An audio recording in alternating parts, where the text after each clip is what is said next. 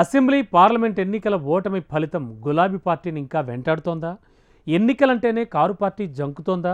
ఒకప్పుడు ఉప ఎన్నికలకు కాలు దువ్విన గులాబీ పార్టీ అడుగులు ఇప్పుడు తడబడుతున్నాయా? ఎమ్మెల్సీ ఎన్నికల సమరానికి బీఆర్ఎస్ బాస్ కేసీఆర్ ఆసక్తి చూపడం లేదా? త్వరలో జరిగే ఎమ్మెల్సీ ఎన్నికల్లో పోటీ నుంచి కారు పార్టీ తప్పుకున్నట్టేనా? మండలి పోరు నుంచి కేసీఆర్ వెనకడుగు వేయడానికి కారణాలేంటి? ఎమ్మెల్సీ టిక్కెట్లపై గంపెడాసలు పెట్టుకున్న బీఆర్ఎస్ నేతలు ఏమంటున్నారు? Watch this.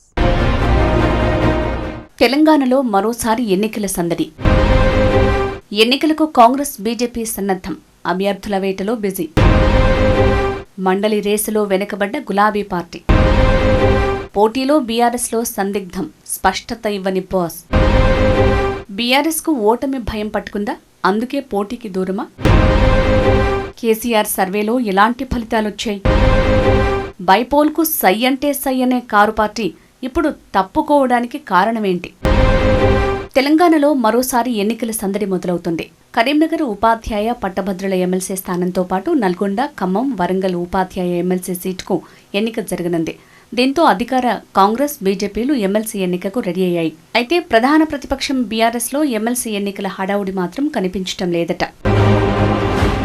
పట్టభద్రులు ఉపాధ్యాయ ఎమ్మెల్సీ ఎన్నికలకు దూరంగా ఉండాలని బీఆర్ఎస్ నిర్ణయించుకున్నట్లు సమాచారం. ఈ మేరకు పార్టీ ముఖ్య నేతలకు అధినేత కేసీఆర్ సంకేతాలిచ్చారని తెలంగాణ భవన్ వర్గాల్లో జరుగుతున్న చర్చ. త్వరలోనే ఎమ్మెల్సీ ఎన్నికల షెడ్యూల్ రానున్నప్పటికీ గులాబీ పార్టీలో మాత్రం ఇప్పటికీ ఎలాంటి హడావుడి కనిపించడం లేదు. ఎమ్మెల్సీ ఎన్నికలపై కనీసం సమీక్షా సమావేశం నిర్వహించే ఆసక్తి కూడా కేటీఆర్, హరీష్ రావులు చూపించడం లేదు. అభ్యర్థుల ఎంపిక, ఎన్నికల ప్రణాళికలు, ఓటరు నమోదు సహా ఎమ్మెల్సీ ఎన్నికపై మాట్లాడటానికి బీఆర్ఎస్ ముఖ్య నేతలు ఆసక్తి కనబరచడం లేదు. ఈ నేపథ్యంలో ఎమ్మెల్సీ ఎన్నికల్లో పోటీకి దూరంగా ఉంటున్నట్టు పరోక్షంగా పార్టీ నాయకత్వం సంకేతాలిస్తోందని గులాబీ దళం భావిస్తోంది.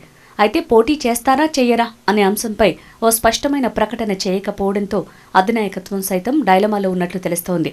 దీనిపై త్వరలోనే అధికారికంగా క్లారిటీ వచ్చే అవకాశం ఉందట. క్యాడర్ సైతం బీఆర్ఎస్ నాయకత్వం నిర్ణయం కోసం ఎదురు చూస్తున్నారట. మరోవైపు తెలంగాణలో బీఆర్ఎస్ ప్రస్తుత పరిస్థితిపై గులాబీ బాస్ ఎప్పటికప్పుడు సర్వేలు చేయిస్తున్నారట. ఇందులో భాగంగానే ఎమ్మెల్సీ ఎన్నికల్లో పోటీపైన కేసీఆర్ సర్వే చేయించినట్టు తెలుస్తోంది. ఆ సర్వేల్లో బీఆర్ఎస్ ఆశించిన ఫలితాలు రాలేదని సమాచారం. కరీంనగర్ గ్రాడ్యుయేట్ స్థానంపై మొదట్లో బీఆర్ఎస్ భారీ ఆశలు పెట్టుకున్నప్పటికీ క్షేత్రస్థాయి సర్వే ఫలితాలు బీఆర్ఎస్కు ప్రతికూలంగా వచ్చాయిట. దీంతో పోటీ చేసి ఓడిపోతే ఆ తర్వాత పరిణామాలు ఇంకా చేజారుతాయని గులాబీ బాస్ కేసీఆర్ ఆలోచనలో పడ్డారట.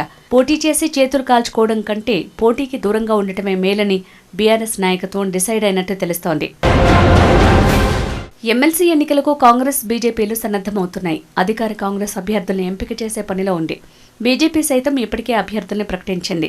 ప్రధాన ప్రతిపక్షం బీఆర్ఎస్లో మాత్రం చడీచప్పుడు లేదట. ఇదే సమయంలో బీఆర్ఎస్ నుంచి ఎమ్మెల్సీ ఎన్నికల్లో పోటీ చేసేందుకు నేతలు సైతం అంతగా ఆసక్తి చూపటం లేదట.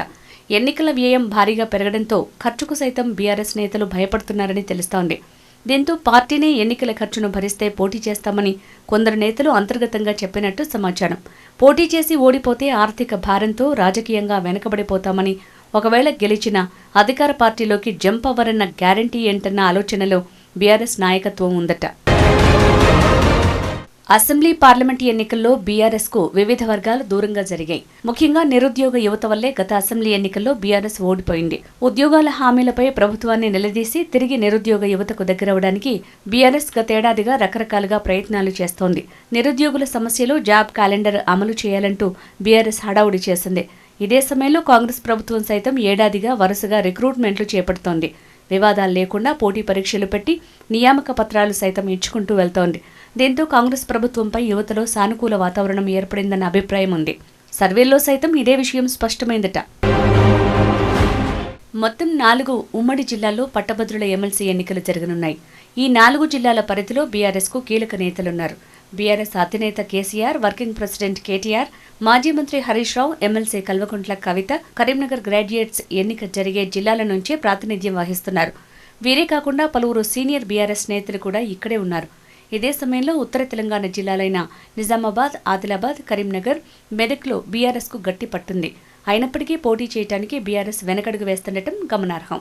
గత అసెంబ్లీ ఎన్నికల్లో సైతం బీఆర్ఎస్ ఇక్కడి నుంచి పోటీ చేయలేదు. అధికారంలో ఉన్నప్పుడు నిరుద్యోగులు వ్యతిరేకంగా ఉంటారని భావించి ఆ పార్టీ పోటీకి వెనకంజ వేసింది. ప్రతిపక్ష పార్టీగా క్యాడర్లో జోష్ నింపాల్సిన బీఆర్ఎస్ ఎన్నికల్లో పోటీకి దూరంగా ఉండడంపై నేతల్లో బీఆర్ఎస్ భయపడిందన్న చర్చ జరుగుతోంది. తెలంగాణ ఉద్యమ సమయంలో ఆ తర్వాత ఉప ఎన్నికలకు సై అంటే సై అంటూ బరిలో నిలిచే గులాబీ పార్టీ 10 ఏళ్ల పాలన అనంతరం ప్రతిపక్ష పార్టీగా ఎమ్మెల్సీ ఎన్నికల్లో పోటీకి సందిగ్ధంలో పడటం చర్చనీయాంశంగా మారింది. చూడాలి మరి మండలి రేసులో కారు నిలుస్తుందో లేక తప్పుకుంటుందో.